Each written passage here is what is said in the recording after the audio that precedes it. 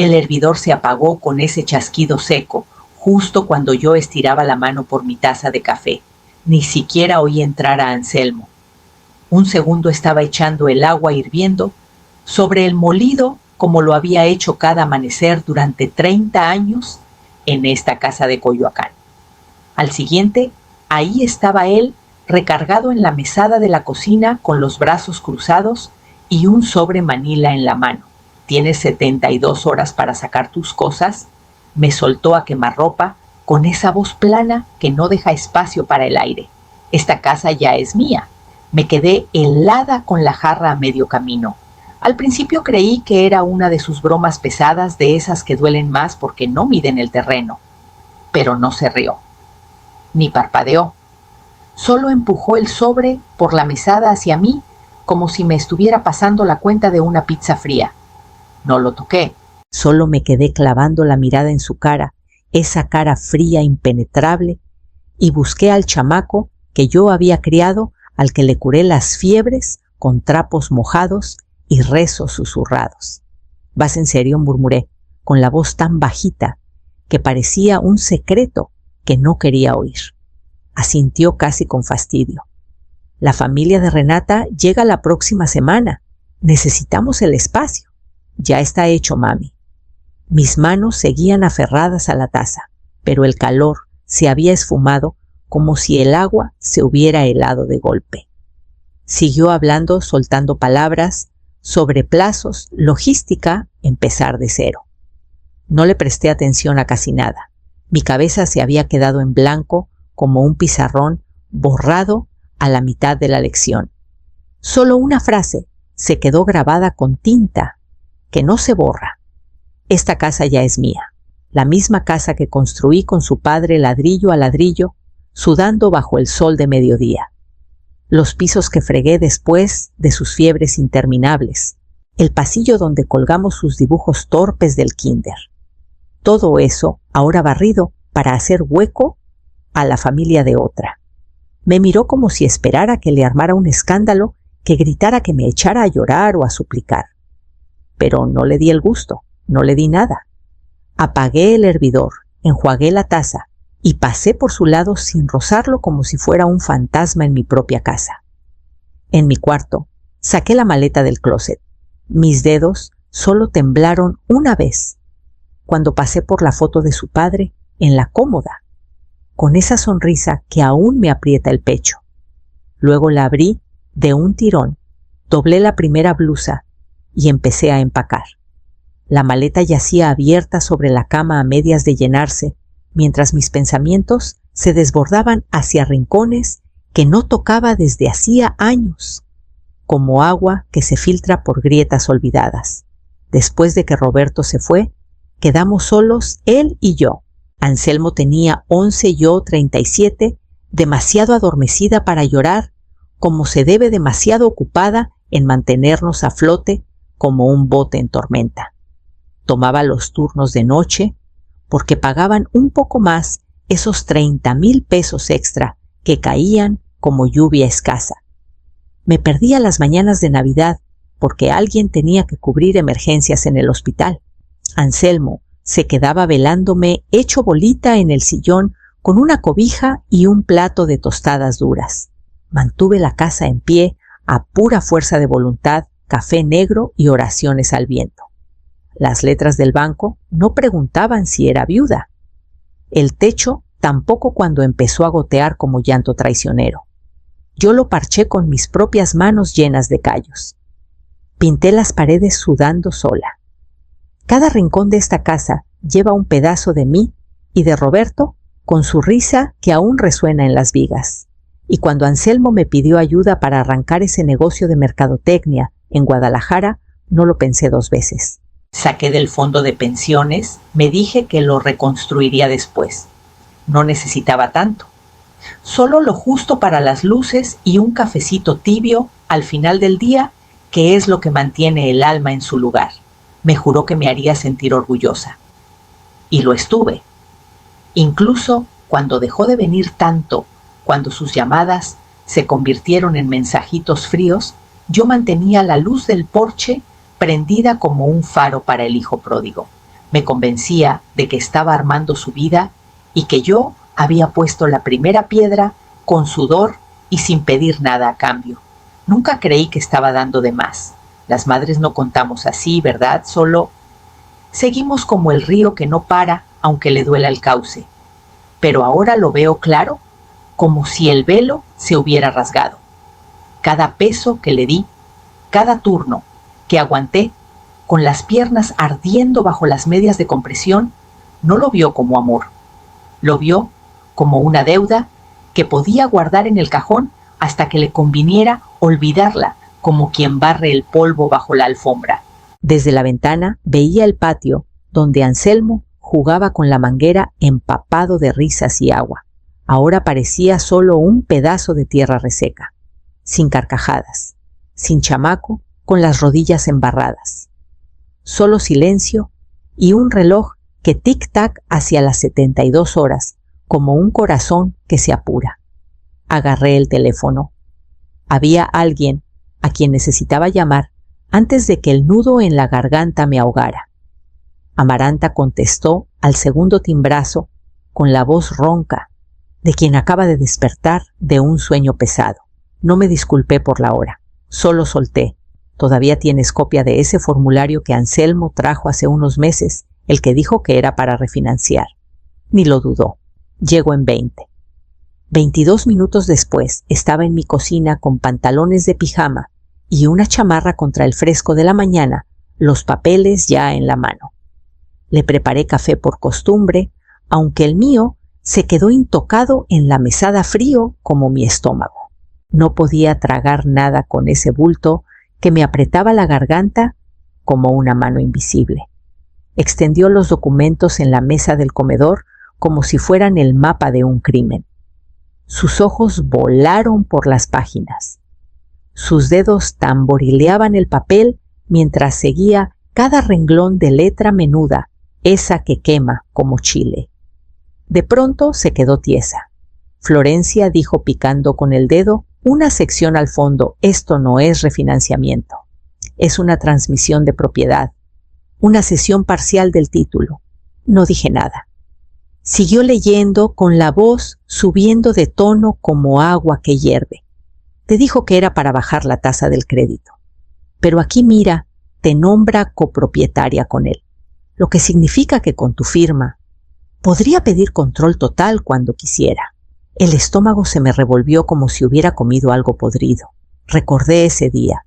Anselmo llegó con una carpeta y una pluma diciendo que se encargaba de lo pesado para que yo disfrutara la jubilación sin preocuparme por tasas o bancos. Acababa de volver del doctor con las rodillas doliendo, como si me clavaran cuchillos y sin haber comido. Firmé porque confiaba en él, porque soy su madre, caray, porque el amor ciega más que el sol de mediodía.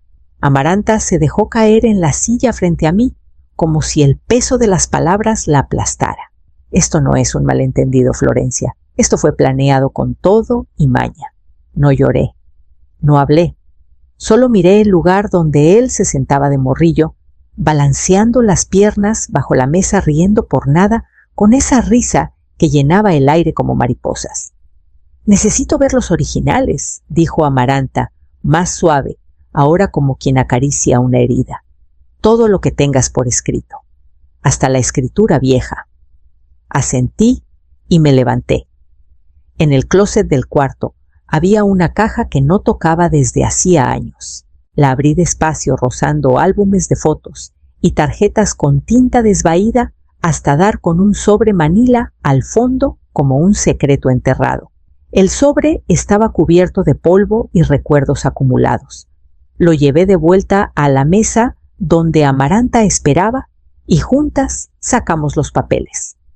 Algunos amarillentos, otros quebradizos como hojas secas, pero el que necesitábamos estaba ahí, la escritura original y los documentos que Anselmo me trajo meses atrás.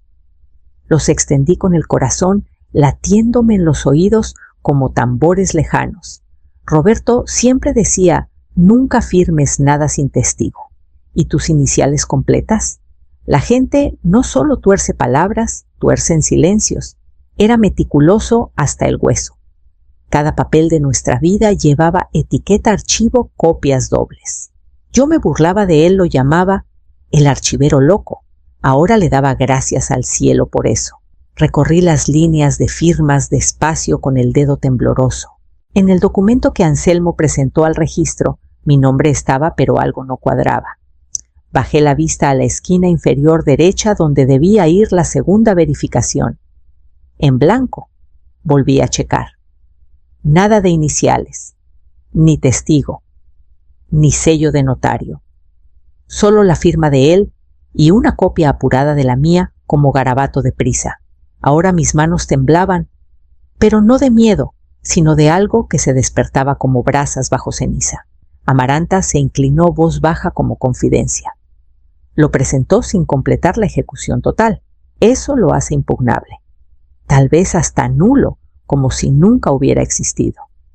Algo en mí se removió, algo firme, como la raíz de un mezquite que no se rinde al viento. No hablé. Solo me levanté, fui al cajón junto a la refri y saqué una libreta amarilla.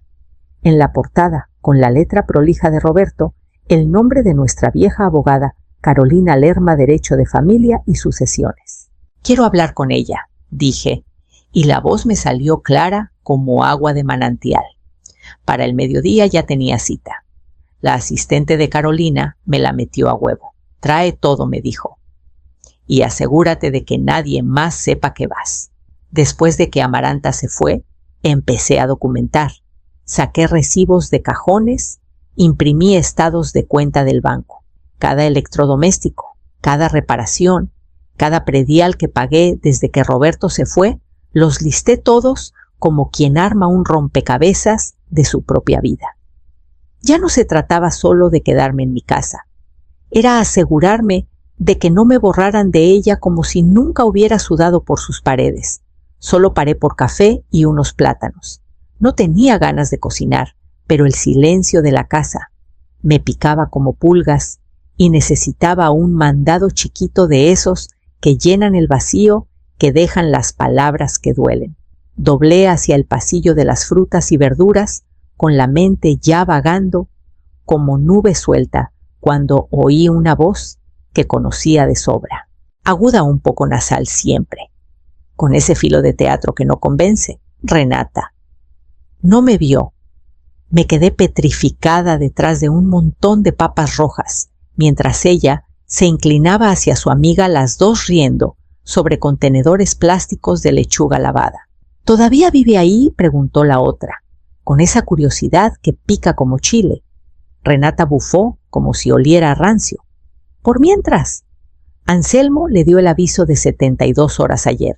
La neta ya valía. Ese lugar apesta a linimento viejo y a tristeza acumulada. La amiga soltó una carcajada. ¡Qué asco! Renata puso los ojos en blanco como reina destronada. ¿En serio? Una vez que la vieja salga, lo vaciamos todo. Cocina abierta, pisos nuevos y por fin nos deshacemos de esas fotos espeluznantes de bebés enmarcadas en el pasillo. Si ya es prácticamente nuestro. No oí el resto. No hacía falta. Retrocedí del carrito con las manos todavía aferradas al mango como si fuera un salvavidas. No vinieron lágrimas, ni labio tembloroso, solo un frío que se me instaló encima como neblina matutina en el valle claro, filoso y callado que te cala hasta los huesos sin avisar. No sabían que yo estaba ahí, ninguna de las dos. Dejé el carrito tirado en medio del pasillo, di media vuelta y salí derechito del mercado, sin mirar atrás, como quien cierra una puerta que ya no duele abrir. En el coche me senté con las llaves en el regazo, mirando el estacionamiento agrietado lleno de charcos que reflejaban el cielo nublado. Me sentí tonta por aferrarme a la esperanza, por pensar que tal vez no sabían lo que hacían, que Anselmo estaba presionado o confundido como un barco a la deriva. Pero lo sabían. Sabían exactamente lo que me estaban quitando, como quien arranca un pedazo de alma sin anestesia. Esa noche no desempaqué nada. En cambio, abrí el closet del pasillo y saqué la caja fuerte, a prueba de fuego, que Roberto insistió en tener, por si las moscas, decía él con guiño. Adentro, bajo papeles de seguros y actas de nacimiento, estaba la escritura original del terreno. A la mañana siguiente fui al banco apenas abrieron. No me preocupé por maquillaje ni aretes, solo me até el pelo y agarré la llave vieja de Roberto, esa chiquita de latón, con etiqueta roja que no salía del cajón desde que él se fue. La cajera me llevó al bóveda sin chistar. Mi nombre seguía en los registros intacto como promesa. Firmé el libro de accesos con mano más firme de lo que esperaba, como si el papel me diera alas. En la quietud de la bóveda metí la llave y levanté la tapa. Roberto no confiaba en lo digital. Le gustaban las cosas impresas, notariadas, guardadas en carpetas de verdad. El papel no se cae, bromeaba. Y nadie hackea una caja con pluma, arriba del todo la escritura. No la de la casa que Anselmo manipuló, sino otra más antigua y con un peso que aplasta como piedra. Era del terreno, el lote bajo nuestra casa. Firmada, fechada y puesta en fideicomiso solo a mi nombre. Roberto lo hizo un año antes de su último derrame, en uno de esos momentos en que el amor se disfraza de previsión. Una nota prendida en la esquina con su letra "Guárdala bien", por si alguien olvida quién puso el primer ladrillo. Me quedé sentada ahí, en la bóveda fría, sosteniendo esa escritura como si fuera el aire que me faltaba. Anselmo pudo haber pedido la casa, pero el suelo que la sostiene, la raíz misma, era mía. Legal, irrevocable mía. Hasta el último puñado de tierra. Podía pintarla de colores chillones, cambiar focos y muebles, pero sin el piso debajo estaba construyendo sobre arena movediza como castillo de naipes en tormenta. Sonreí. No de victoria, no de amargura. Fue la primera sonrisa que me permití desde que se paró en mi cocina y me dijo que me largara como si fuera una extraña en mi propio nido. De vuelta en casa escaneé la escritura y le mandé copia a Carolina la abogada. También a Amaranta con una sola línea. Vamos con todo. Luego abrí el closet, saqué un rollo de cinta de colores y empecé a marcar todo en la casa que había comprado con mis propios pesos sudados y contados. Uno por uno, cuarto por cuarto. No era venganza. Era inventario, como quien reclama lo que le pertenece por derecho de sangre y esfuerzo.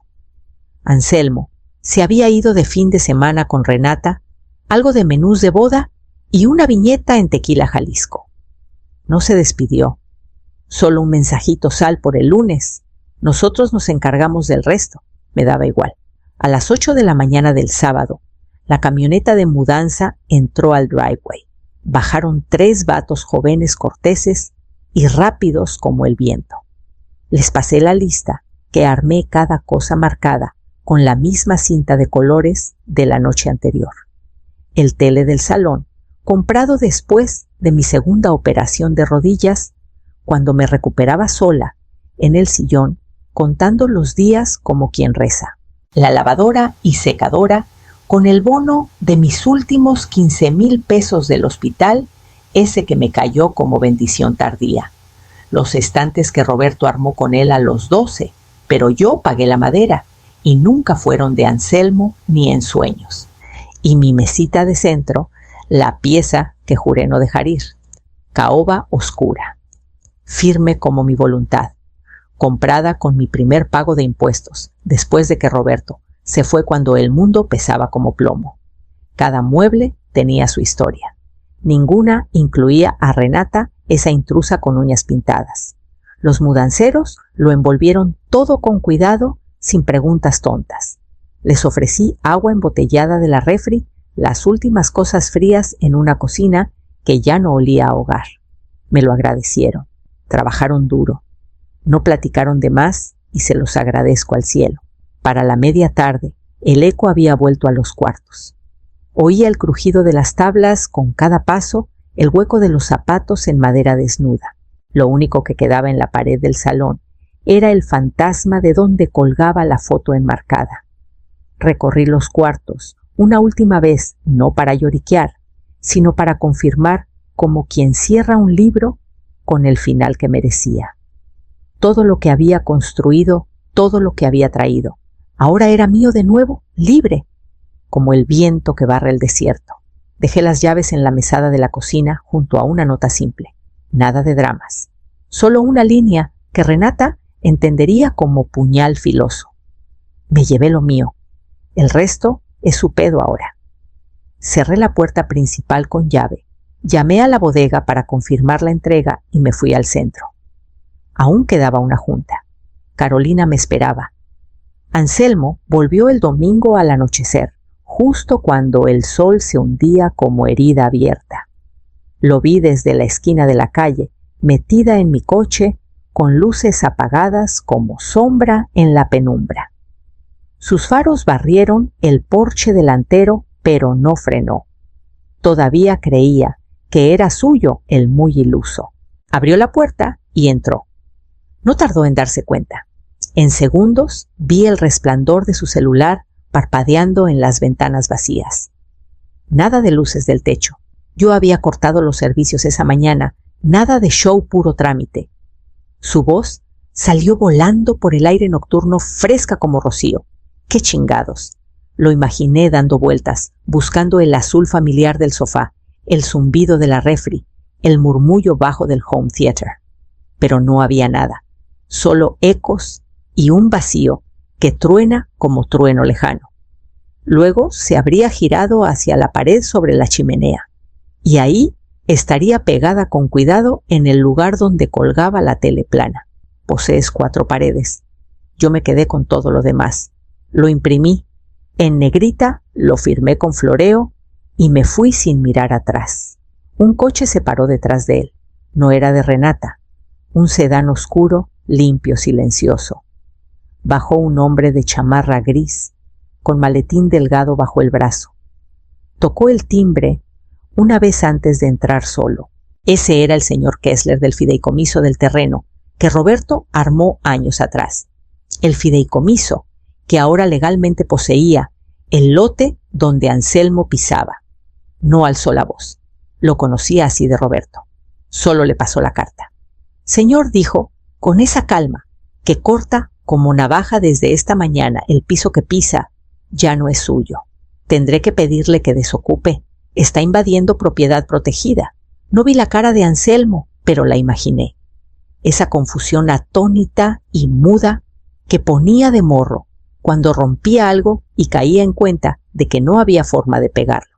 Solo que esta vez no quedaba nadie para barrer sus pedazos. Arrancé el coche y me alejé con la calle atrás tragada por el silencio como boca que se cierra. Renata llamaría pronto. Y yo ya sabía qué decirle con el corazón en su lugar por fin. Primero llamó Renata. No contesté.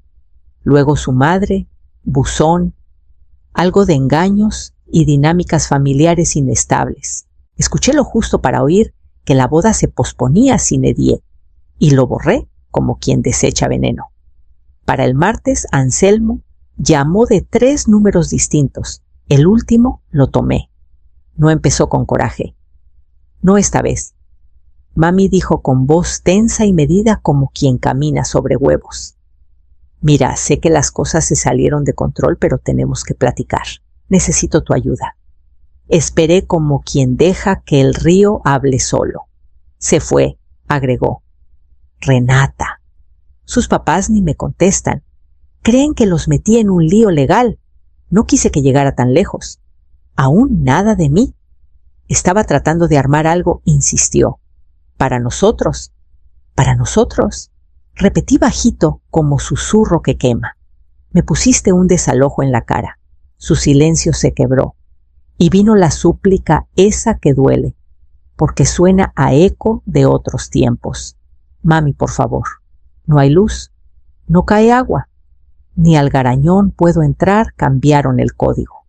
Corté los servicios, dije sin alzar la voz. No estás en el fideicomiso del terreno.